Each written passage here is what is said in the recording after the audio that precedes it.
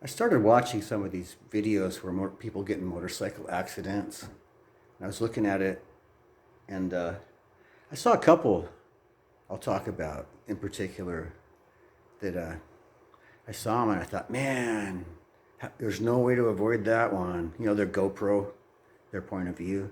I thought, man, unavoidable, both of those. And then after sleeping on it overnight, I thought about it and I thought, no, I wouldn't have crashed either one of those crashes. I didn't watch them in the same night. This happened over a couple of weeks. I watched one, had that same, understanding. And then I watched another one a few days later and I had that same understanding. At first I thought that there's no way to avoid it. And then I realized that I would have avoided both of those crashes. Now the first one, what happened was there were two up on this big cruiser bike and they're going down the highway going about 50. And a truck pulls out of a parking lot right in front of them and they T-bone it.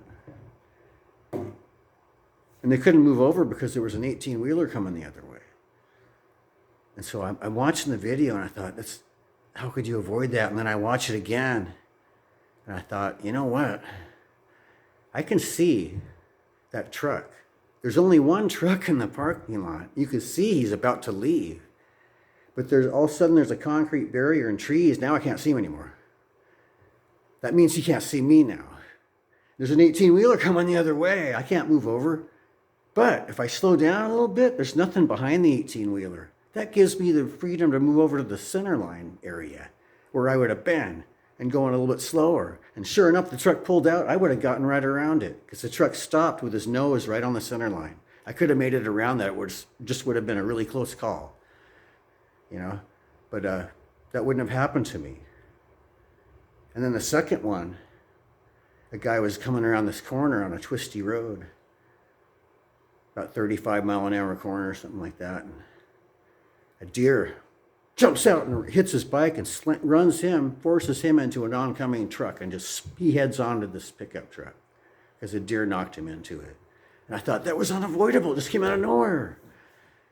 And then I remembered the next day I was thinking, remember the other day when you were riding along and you saw a deer at the side of the road and you slammed on your brakes enough that you skidded your back tire and you were laughing at yourself for doing that, for being so paranoid?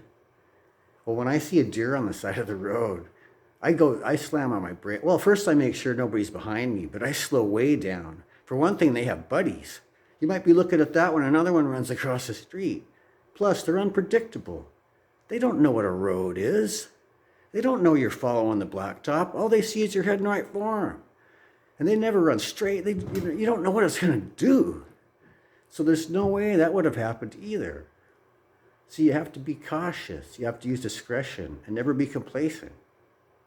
Stuff straight out of the Bible will teach you how to ride a bike.